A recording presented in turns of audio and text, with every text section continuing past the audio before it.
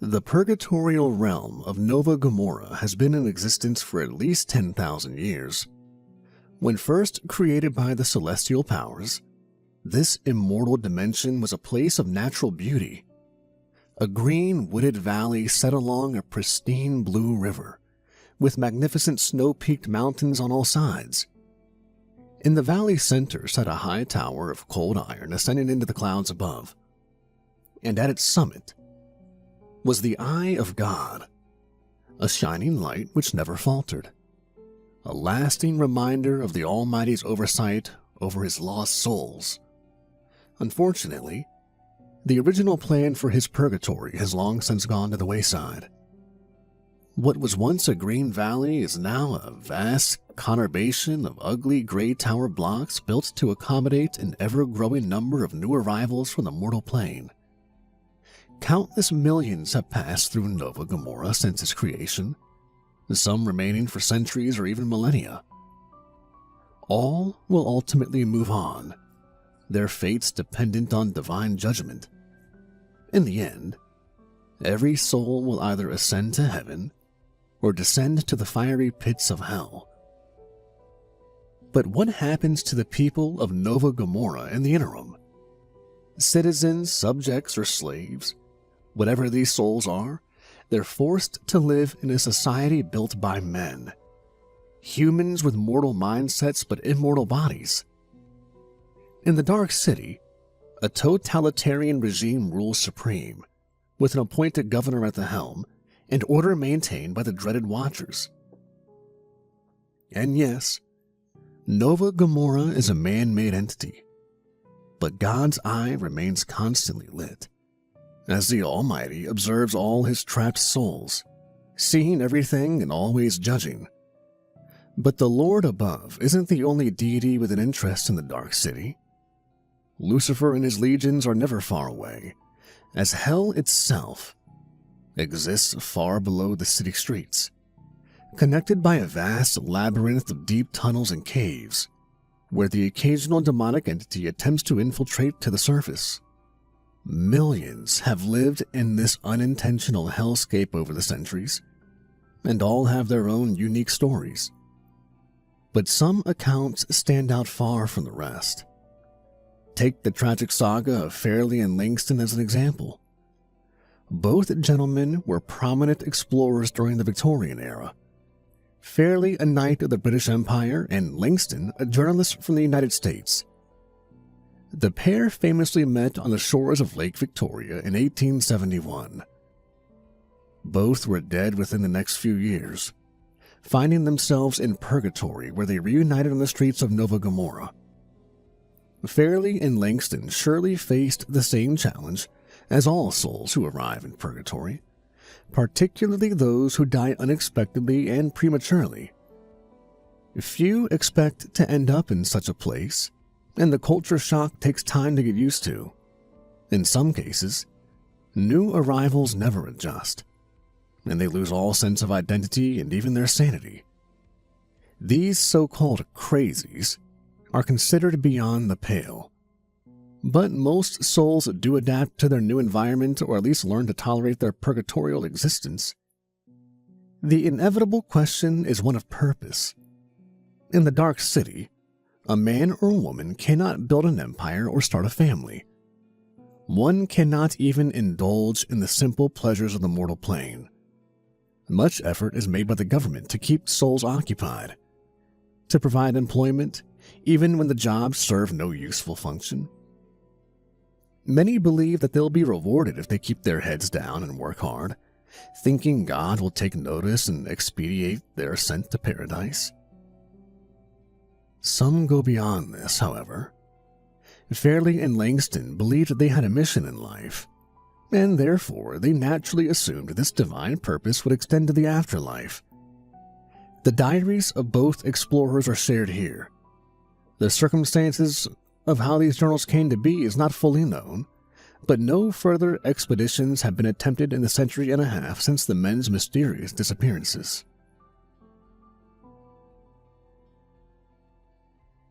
The Diary of Sir Reginald Fairley, died 1872.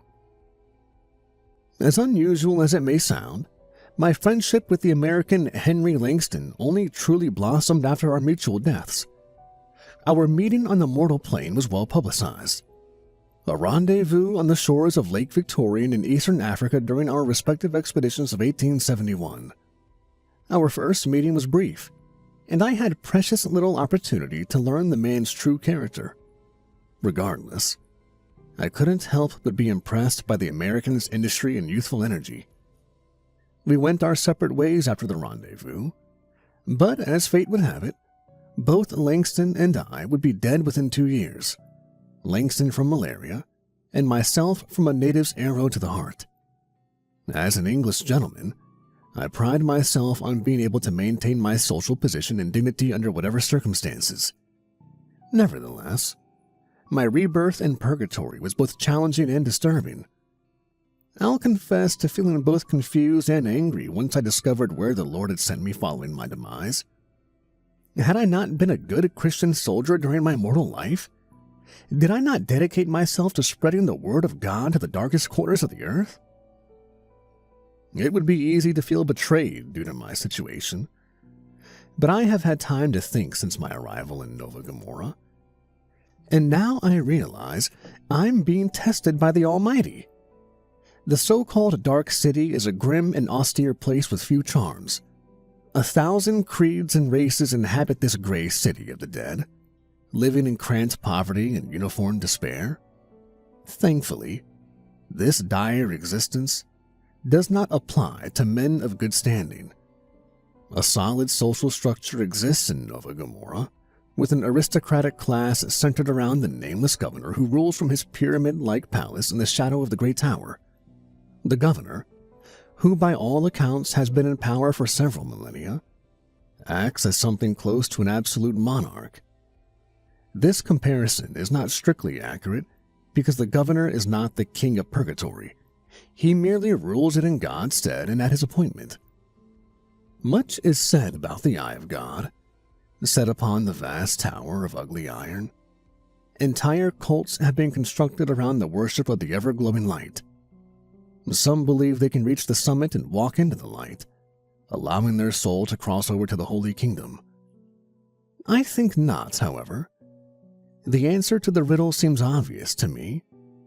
God's eye is a clear reminder that the Almighty is always watching. Be that as it may, God is not concerned with the governance of Nova Gomorrah, and the governor relies on the watchers to keep order. Grim-faced Cossacks on horseback, the watchers wear jet-black uniforms and wield sabers and carbines, crushing any hint of dissent with brutal efficiency. Thankfully, our elevated position largely keeps us free from the watchers' draconian enforcement. Nevertheless, privileges are few and far between in Nova Gomorrah.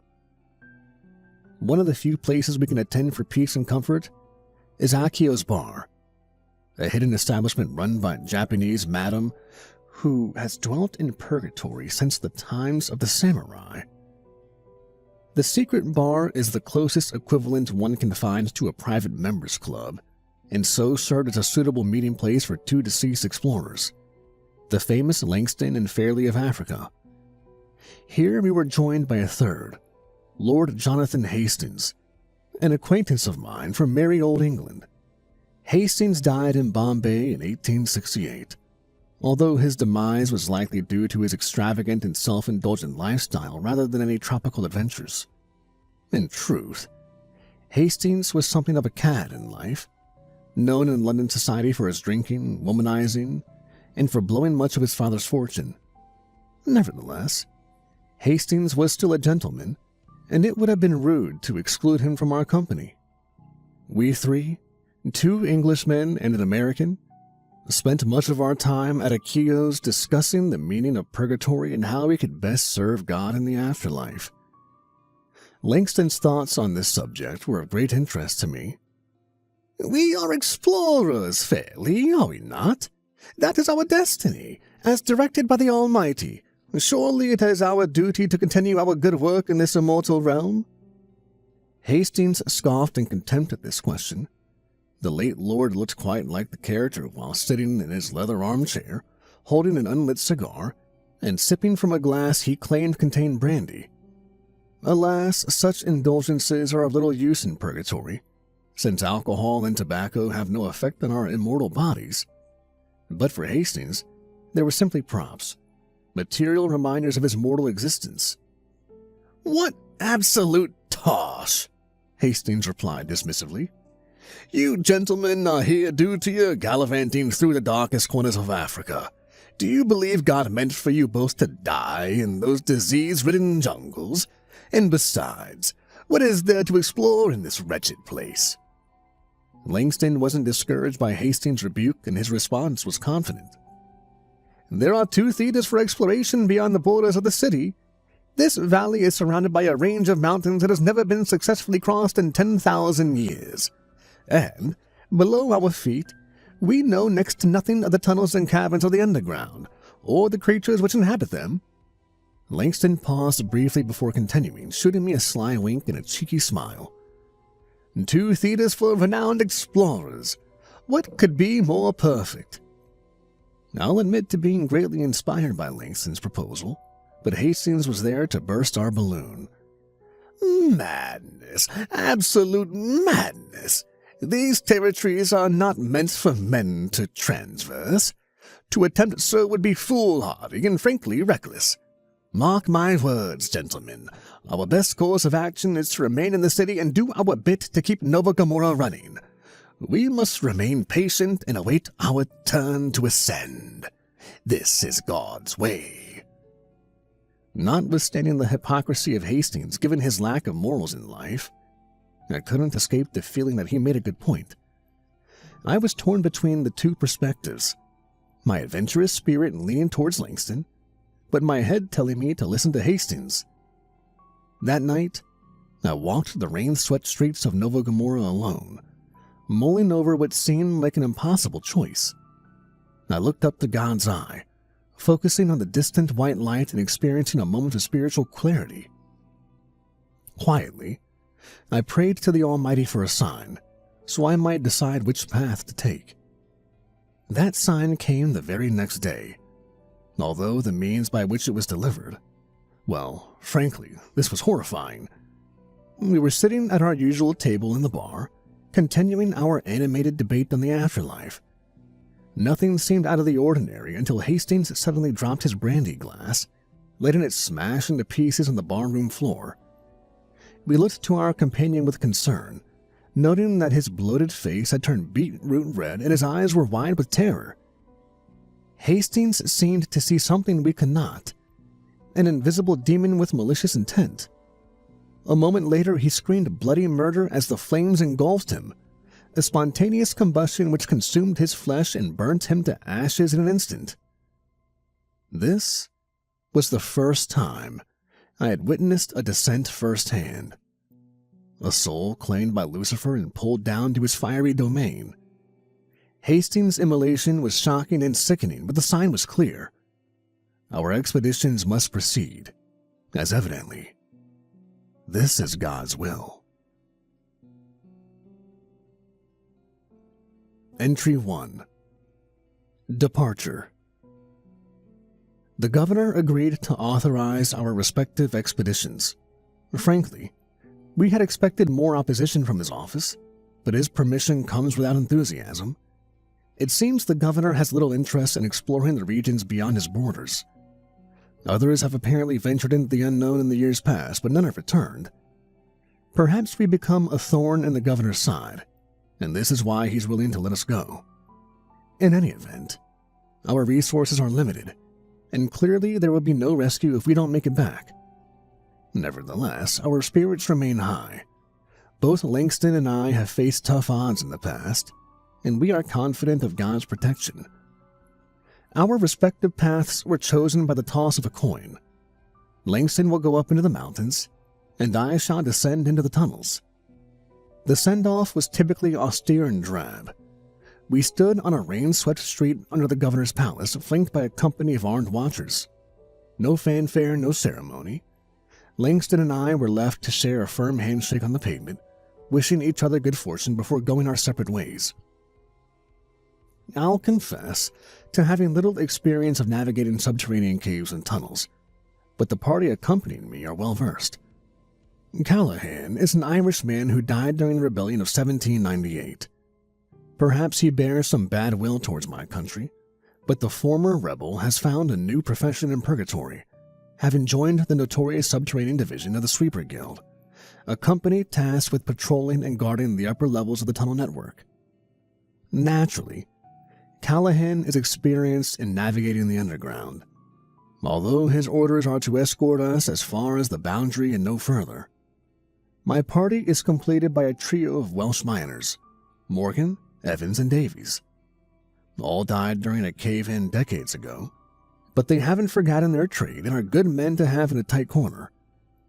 Our supplies include caving equipment, rope, oil lanterns, and firearms. Fortunately, there is no need to carry food or water, as sustenance is not necessary for the dead. But Callahan insists we need weapons, although I have my doubts whether the troglodyte demons he speaks of are in fact real. One by one, we climb down the ladder and descend into the darkness, feeling the stifling heat while an unpleasant odor hits our nostrils. May God protect us in this infernal territory. Entry 2. The Upper Levels. Traversing this subterranean labyrinth is proving more challenging than I thought, even within this supposedly secure network of upper tunnels and drains. The intense heat and smell are difficult, although I'm used to such conditions following my treks through the African jungle. But what truly concerns me is the constant darkness and tight spaces, as we are forced to crawl through narrow gaps barely wide enough for a grown man to fit. Honestly, I feel jealous of Langston as I imagine he is enjoying the open air of the mountains in this moment. But it isn't simply the unpleasant conditions which bother me. There's something unnatural and unholy about this underground realm, a terrible foreboding with potential threats around every corner. I didn't believe Callahan's stories when we were safe on the surface, but now I've encountered one of his monsters in the flesh. We heard a hellish screech echoing down the tight passageway ahead. We raised our lamps to see a horrid creature darting toward us. To my shame, I was frozen in that moment, unable to comprehend what my eyes were seeing.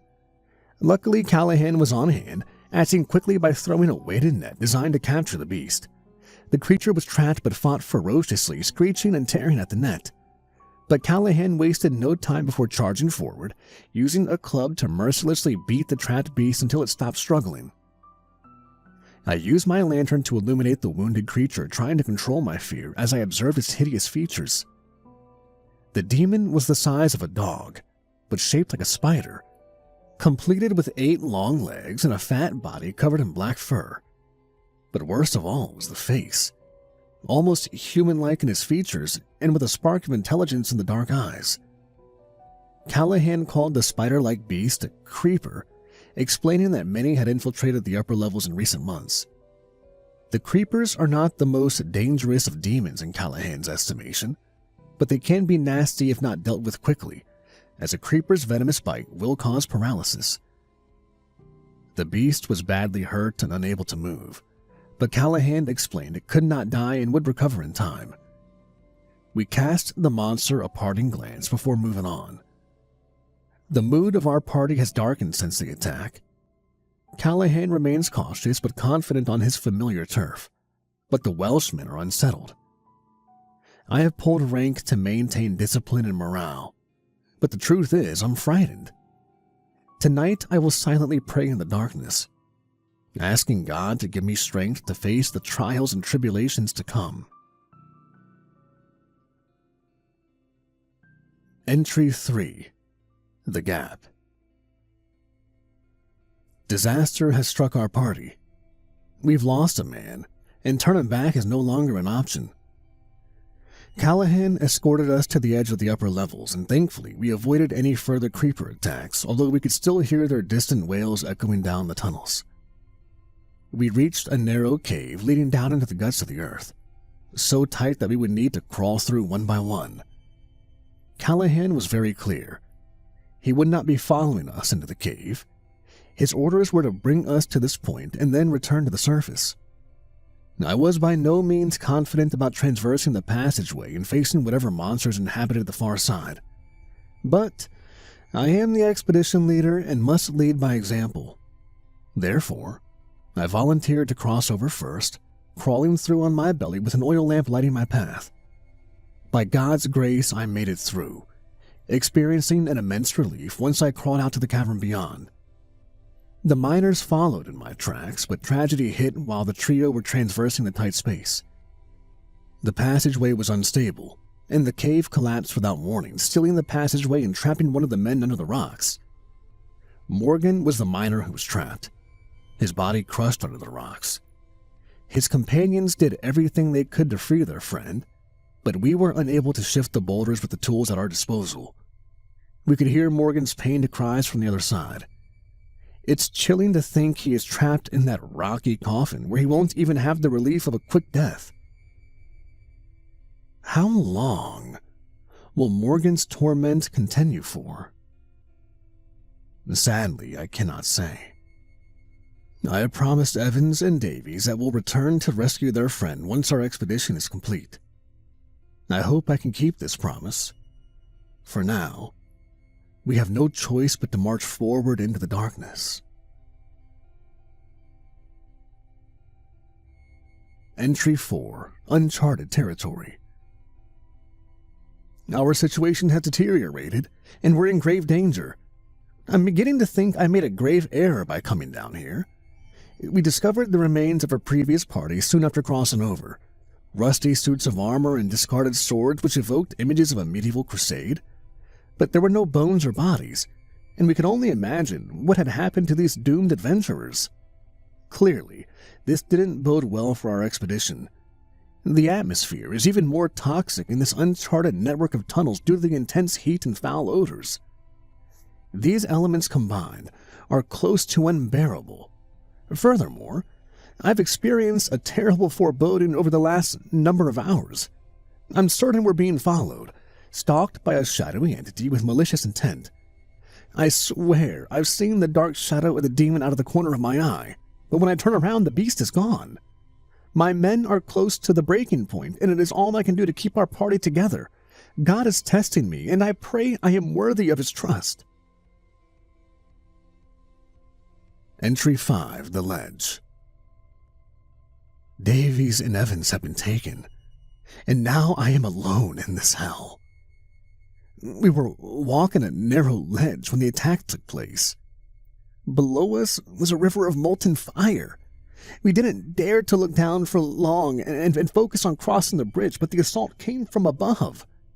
Glancing up, I saw the trio of demons descending upon us, pale-skinned beasts with jet-black eyes and sharpened spikes where their hands should be.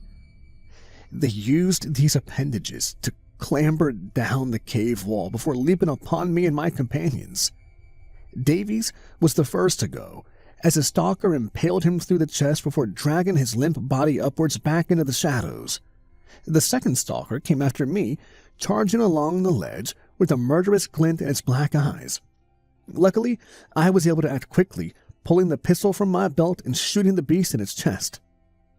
The stalker didn't die from the gunshot, but it was wounded, snarling at me in fury before retreating. I turned in time to see Evans struggling with the third beast, but before I could intervene, the miner and the beast both tumbled over the edge, their bodies falling into the burning fire below. I doomed these three men to a hellish fate by bringing them on this foolhardy expedition. For this, I will carry an immense guilt. The stalkers are gone now, but the Harbinger continues to hunt me through the darkness. I know he's close, toying with me before the inevitable confrontation. Entry 6. The End. My time is short. My light is fading. The Harbinger is waiting in the shadows, waiting for my light to diminish so he can strike and seize my soul. My strength is exhausted, my pistol empty. I cannot defeat this demon, and so my doom is sealed. I don't know whether anyone will find this journal and read my words. It seems unlikely. I can only pray that no one follows in my footsteps, because God is absent from this place, and there is no way back for me.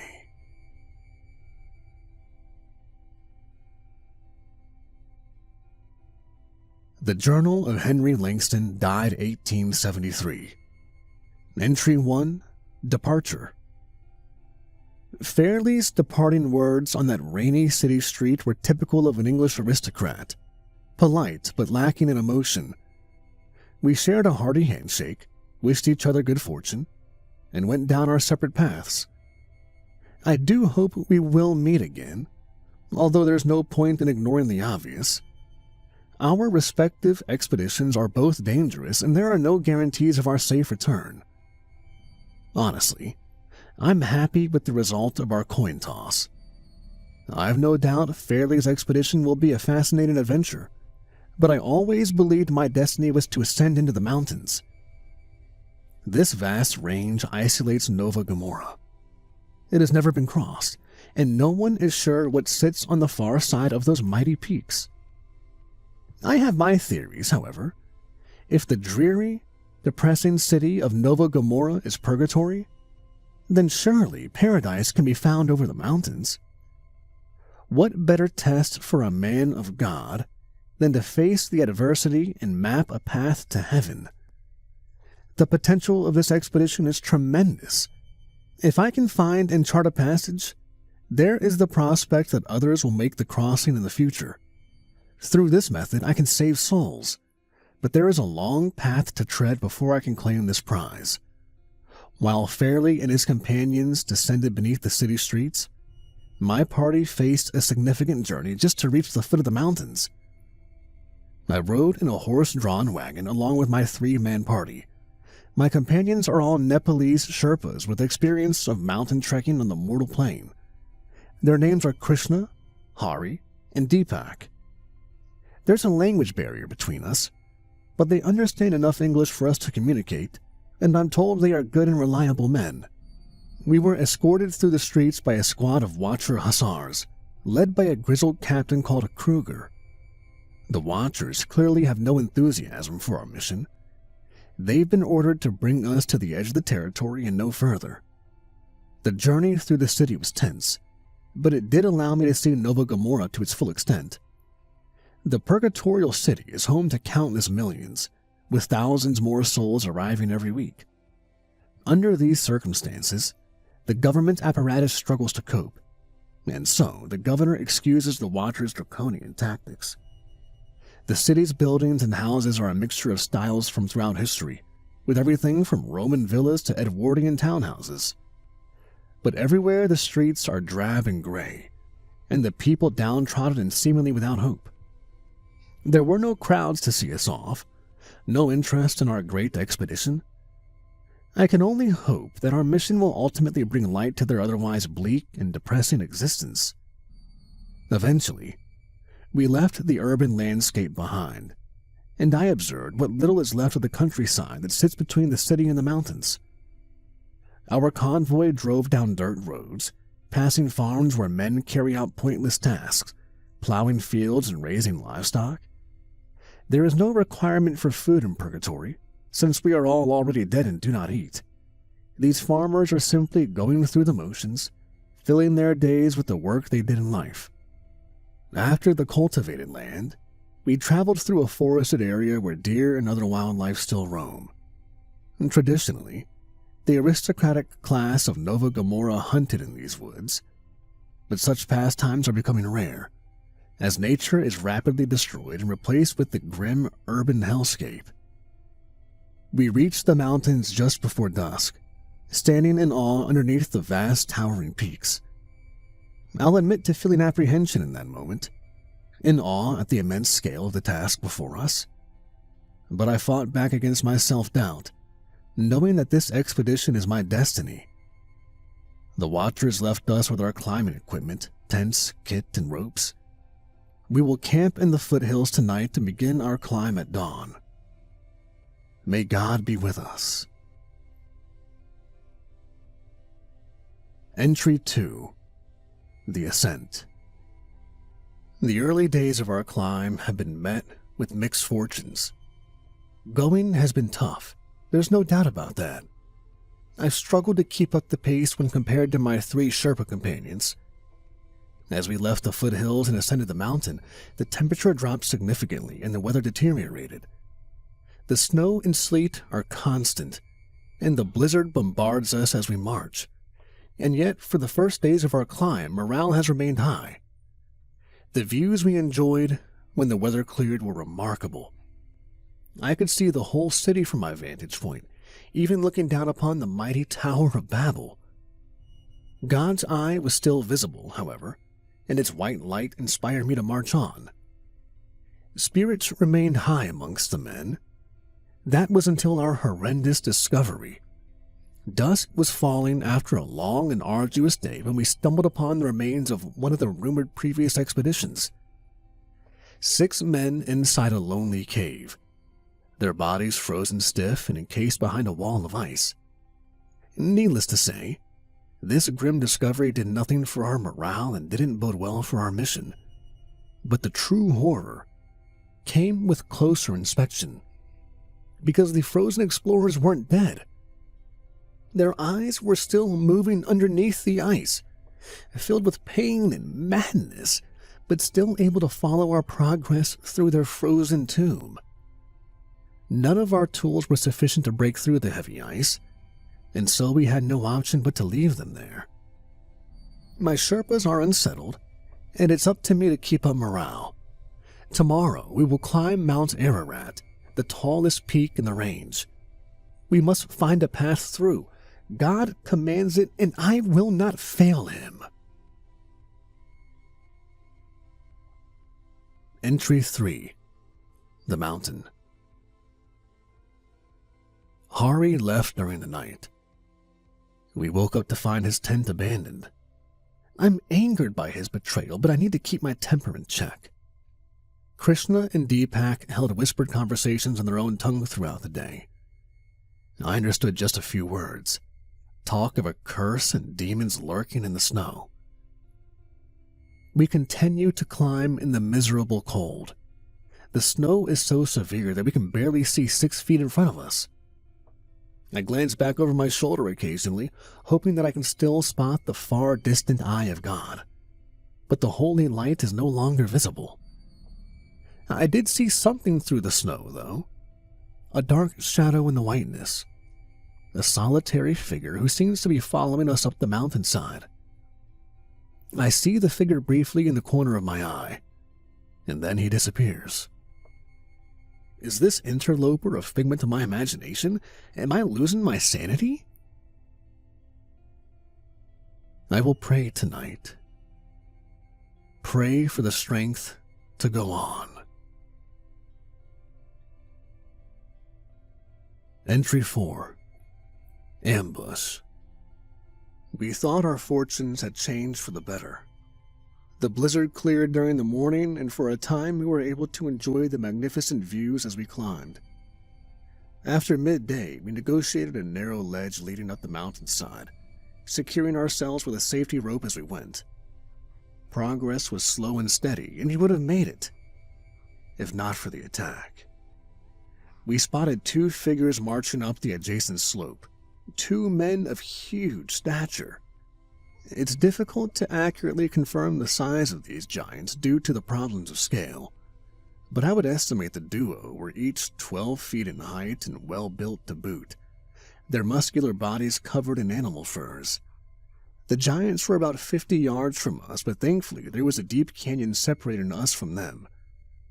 They watched our progress with hostility in their dark eyes, like we were unwelcome intruders in their domain. These weren't men.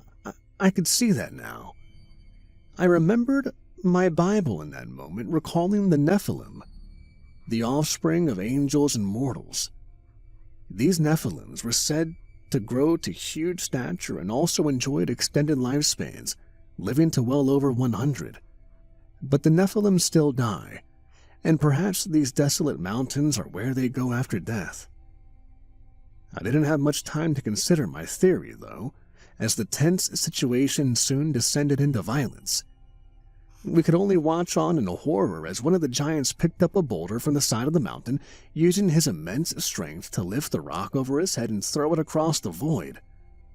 Perhaps the throw was only meant as a warning shot, but the boulder struck hard, and the ledge behind us collapsed, taking Krishna with it.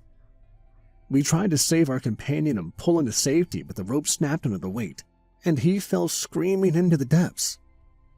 The giants surely could have finished us off with further missiles, but I guess they felt their point was made, as they turned their backs and marched up the mountain, leaving Deepak and I to continue along the ledge to relative safety.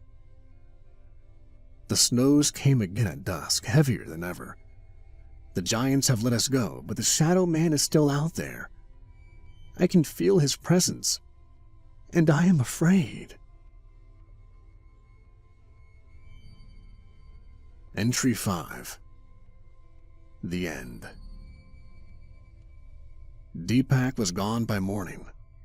I don't believe he abandoned me. The Sherpa's tent was ripped open and there was a trail of blood in the snow. Something took him during the night. I tried to continue on alone. By God, I did. I persevered through the cold and snow up the mountainside in the slim hope I could make it to the other side. But the Harbinger was stalking me the entire time. A black shadow in the whiteness, no longer even attempting to disguise his wicked intentions. Something in me snapped today. I'd had enough of being hunted and so turned to face my assailant. Shouting in angry defiance, I stood and waited for the shadowy demon to emerge from the blizzard. I didn't know what to expect once I finally cast my eyes on the beast. But what emerged before me was beyond my wildest imagination, because the demon had my face. A twisted and evil version, but it's still with my own recognizable features. The vile doppelganger took me off guard, smiling sadistically as he cackled and mocked my presence. I screamed and stumbled backwards, falling over the edge and tumbling down the mountainside. Now I lie helpless at the bottom of a deep ravine. Both my legs are broken and I can't move. I'm in immense pain, and it's so cold that I can barely write these words with my shaking hand. This is the end for me. I know it. My expedition was doomed to failure from the beginning, and I never should have come to this frozen hellscape. May God forgive me and have mercy on my sinful soul. Epilogue. The Tower of Babel has acted as the nexus of Nova Gomorrah since the city's foundation. The eye of God shines at its summit, a constant reminder of the deity's oversight of this purgatorial realm. But the tower also acts as a logistical hub, as the good Lord supplies all that's required to keep the vast city running, right down to the concrete, cement, and bricks used to build the ever-expanding urban landscape. It was in one such supply convoy that the respective journals of Langston and Fairley were discovered. How they got there was anyone's guess, but the builders quickly determined the importance of the diaries and ensured that both books were sent directly to the governor's palace. And the message was clear as far as the governor was concerned. By returning the journals of the ill-fated explorers, the powers of heaven and hell were sending a clear communique. The mountains surrounding Nova Gomorrah and the labyrinth beneath its streets are off limits. There is no escape from Purgatory, at least not through these routes. Never again would the governor authorize expeditions into the Forbidden Realms, and the disastrous missions of Langston and Fairley will remain as a grim warning for all eternity.